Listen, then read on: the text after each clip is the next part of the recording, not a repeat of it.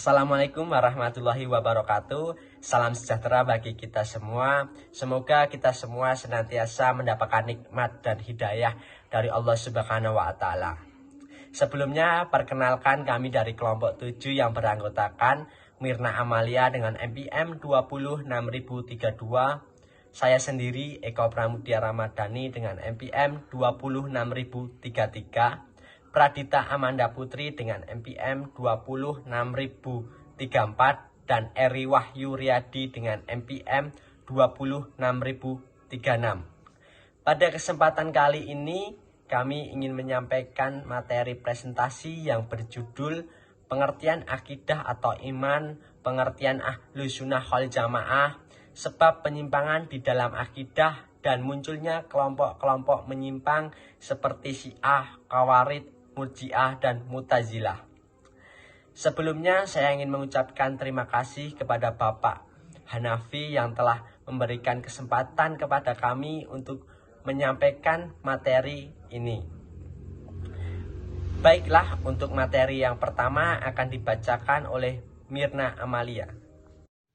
Pengertian akidah. Secara etimologi bahasa, akidah berasal dari kata akadaya hidu akdan, berarti ikatan perjanjian, sangkutan, dan kokoh. Disebut demikian karena ia mengikat dan menjadi sangkutan atau gantungan segala sesuatu. Dalam pengertian teknis, artinya adalah iman atau keyakinan.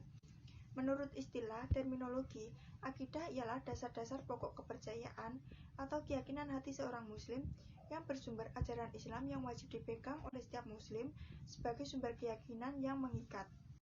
Menurut Syekh Abu Bakar Al-Jaziri, akidah adalah kumpulan dari hukum-hukum kebenaran yang jelas, yang dapat diterima oleh akal, pendengaran, dan perasaan, yang diyakini oleh hati manusia dan pujinya. Dipastikan kebenarannya, ditetapkan kesolehannya, dan tidak melihat ada yang menyalahinya, dan bahwa itu benar serta berlaku selamanya. Seperti keyakinan manusia akan adanya Sang Pencipta, keyakinan akan ilmu kekuasaannya, keyakinan manusia akan kewajiban ketaatan kepadanya, dan menyempurnakan akhlaknya yang dimaksud dalam akidah bahasa Arab. Literatur review. Berdasarkan pengertian-pengertian akidah di atas, dapat dirumuskan bahwa akidah adalah dasar-dasar pokok kepercayaan atau keyakinan hati seorang muslim yang bersumber dari ajaran Islam yang wajib dipegang oleh setiap muslim sebagai sumber keyakinan yang mengikat. Yang kedua, pengertian Ahlus Sunnah wal Jamaah. Secara bahasa, istilah Ahlus Sunnah wal Jamaah terdiri dari 3 kata. Yang pertama, ahlu atau ahli. Ahli artinya orang yang mahir, menguasai, paham sekali dalam suatu ilmu. Kedua, sunnah. Sunnah secara bahasa berasal dari kata sama yang artinya jalan. Dalam KBBI, sunnah diartikan sebagai jalan yang biasa ditempuh, kebiasaan, aturan agama yang didasarkan atas segala apa yang dinukilkan dari Nabi Muhammad SAW, baik perbuatan, perkataan, sikap, maupun kebiasaan yang tidak pernah ditinggalkannya. Hadis. Dalam istilah fikih, sunnah artinya perbuatan yang apabila dilakukan mendapat pahala dan apabila tidak dikerjakan tidak berdosa. Yang ketiga adalah jamaah. Jamaah atau jemaah baku artinya kumpulan atau rombongan orang beribadah, orang banyak, dan publik. Jadi, Ahlus Sunnah wal Jamaah adalah mereka yang berpegang teguh pada sunnah Nabi Muhammad SAW, para sahabatnya, dan orang-orang yang mengikuti jejak dan jalan mereka, baik dalam hal akidah, perkataan maupun perbuatan. Juga mereka yang istiqomah atau konsisten dalam beritibak atau mengikuti sunnah Rasul dan menjauhi perbuatan bid'ah. Sebab penyimpangan akidah. Dalam KBBI, kata penyimpangan berasal dari kata simpang yang berarti sesuatu yang memisah atau membelok bercabang dari yang lurus induknya, dan penyimpangannya yaitu proses, cara, dan perbuatan menyimpang atau bertindak di luar kaidah yang berlaku. penyimpangan dari agama Islam yang benar adalah kehancuran dan kesesatan, yaitu pemahaman yang menyimpang dari Al-Quran dan Sunnah. Karena konsep manusia menurut Islam untuk mengetahui bahwa manusia merupakan tujuan utama di bawah penciptaan alam. Penyimpangan itu disebabkan oleh sejumlah faktor, diantaranya yang pertama, tidak menguasai pemahaman akidah yang benar karena kurangnya pengertian dan perhatian. Akibatnya berpaling dan tidak jarang menyalahi bahkan menentang akidah yang benar. Kedua, fanatik kepada peninggalan adat dan keturunan atau leluhur. Karena itu dia menolak akidah yang benar, seperti firman Allah Subhanahu wa taala, umat terdahulu yang keberatan menerima akidah yang dibawa oleh para nabi. Surat Al-Baqarah ayat 170 yang berbunyi, wa iza qila lahum ittabi'u ma anzalallahu qalu bal nattabi'u ma alfaina alaihi aba'ana awalau kana aba'uhum la yakiluna syai'i awwala yahtadun, yang artinya, dan apabila dikatakan kepada mereka, ikutilah yang telah diturunkan Allah, mereka menjawab, tidak, tetapi kami hanya mengikuti apa yang telah kami dapati dari perbuatan nenek moyang kami. Apabila mereka akan mengikuti juga, walaupun nenek moyang mereka itu tidak mengetahui suatu apapun dan tidak mendapat petunjuk. Ketiga, taklid, buta kepada perkataan tokoh-tokoh yang dihormati tanpa melalui seleksi yang tepat sesuai dengan pendapat Al-Quran dan Sunnah, sehingga apabila tokoh panutannya sesat, maka ia ikut tersesat. 4. Berlebihan atau ekstrim dalam mencintai dan mengangkat para wali dan orang soleh yang sudah meninggal dunia, sehingga menempatkan mereka setara dengan Tuhan atau dapat berbuat seperti perbuatan Tuhan.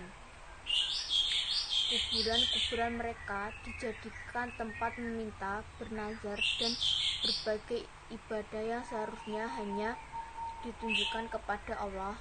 Demikian itu pernah dilakukan oleh kaumnya Nabi Nuh As ketika mereka mengagungkan kuburan para sahilin. Lengah dan acuh tak acuh dalam mengkaji ajaran Islam disebabkan silau terhadap peradaban Barat. Tak jarang mengagungkan para pemikir dan ilmuwan Barat serta hasil teknologi yang telah dicapainya, sekaligus menerima tingkah laku dan kebudayaan mereka.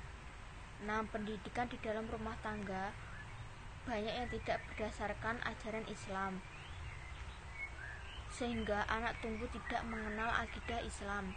Padahal Nabi Muhammad SAW memperingatkan yang artinya setiap anak terlahir berdasarkan fitrahnya, maka kedua orang tuanya yang meyahudikannya, menasrahnikannya, atau memajusikannya.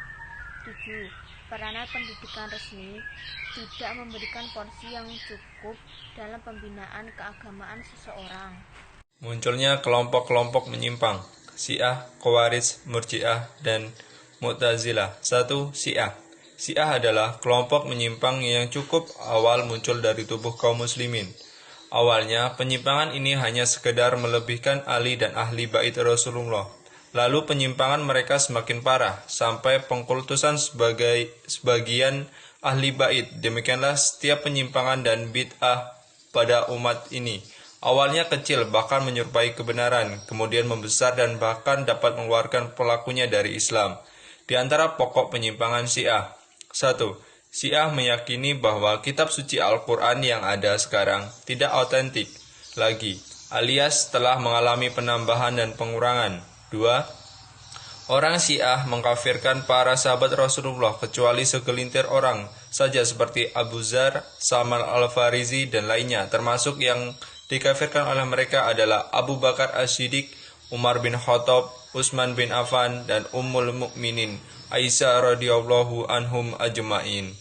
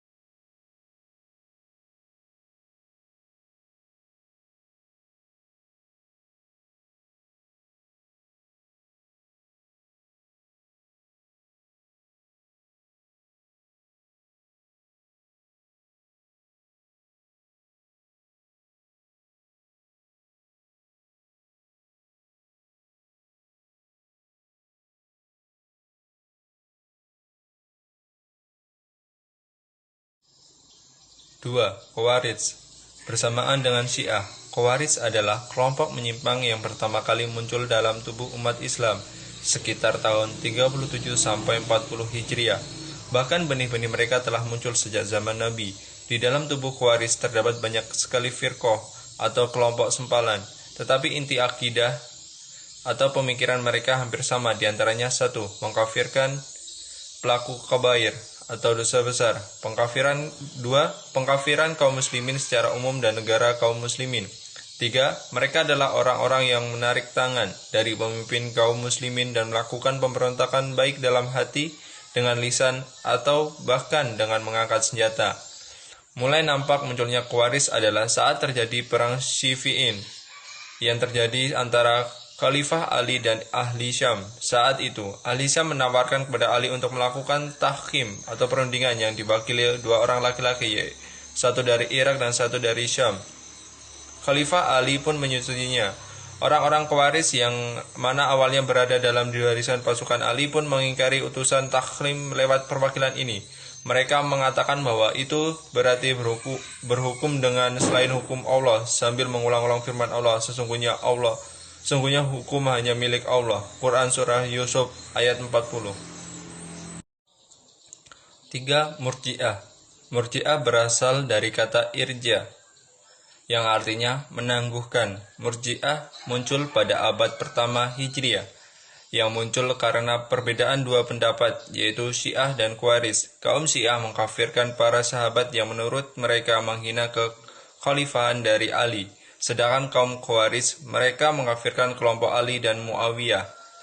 Maka pada saat itulah muncul golongan umat Islam yang menjauhkan dari hal kafir, mengkafirkan dua kelompok tersebut.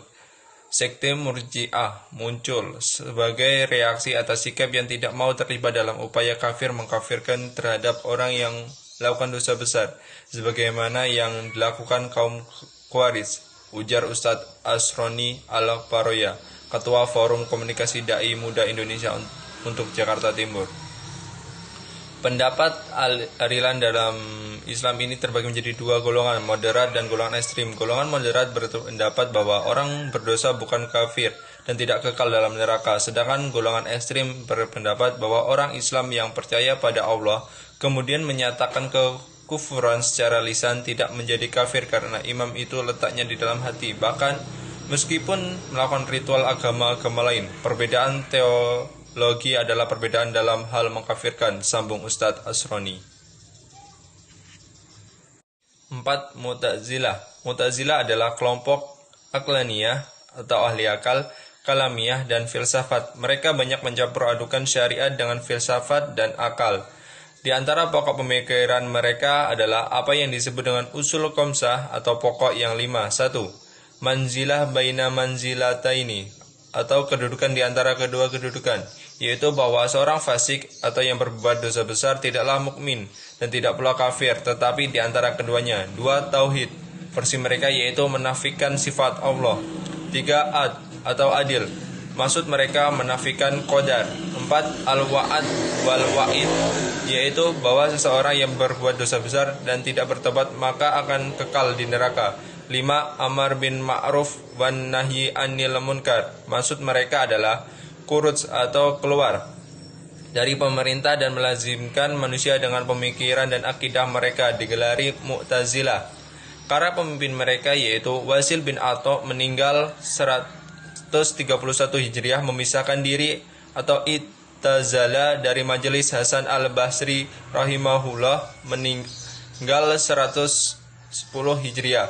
Sebagian mengatakan digelari Mu'tazilah karena mereka memisahkan diri dari jamaah kaum muslimin dan para imam mereka serta menyelisihi mereka. Kelompok ini cepat sekali menyebar ke seluruh penjuru daerah kaum muslimin saat itu karena mereka ahli debat dan banyak mengirim utusan-utusan ke penjuru negeri.